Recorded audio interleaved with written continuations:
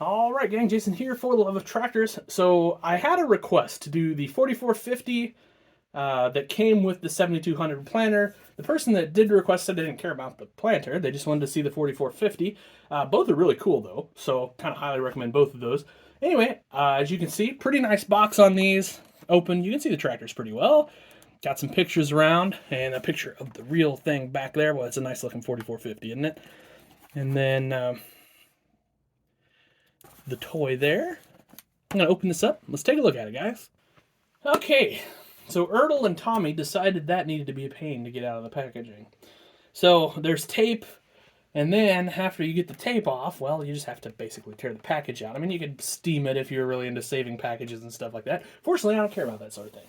So here we are with the 4450 and the big 6-row planter. So let's take a look at the tractor first, since that's what was requested. So obviously we basically get the 4450 Authentic here, which is great to see this in another form, because they were one of the best Authentics, I think. These rear wheels and tires are fantastic. Probably these or the ones that came on the front wheel assist version of this tractor are the best wheels and tires that Ertl's ever made, I think.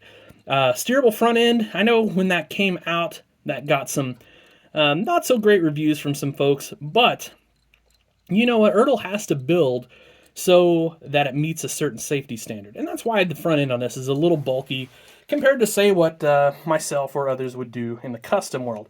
So I can appreciate it, and I think it's a neat compromise to get a steerable front end that Ertl can still sell. Front weights look fantastic on these, and I think they're just top notch. You can see you've got all your lights, your flashers, your work lights, all that sort of thing. Interior, very nice on these as well. With the actual steering wheel in there, you can see your console detail and all that. I know it's hard to see on camera, but I promise you, it's all there. Moving to the back, we do get a 3-point hitch. That is movable, so that's really cool. And we get a more authentic style drawbar versus an more Ertl style hitch. Other features of the tractor, you got mirrors, you've got your rear work lights here, you've got the windshield wipers you can see built in there, and you got a nice little set of steps over here on the side. There is some detail painting on the engine, just gives it a little pop, and the decal looks excellent on this 4450. So, pretty sweet tractor overall. I really do think it's one of the better, one of the best tractors Ertl's put out, for sure. I put it in my top 10 anyway. Moving on to the planter.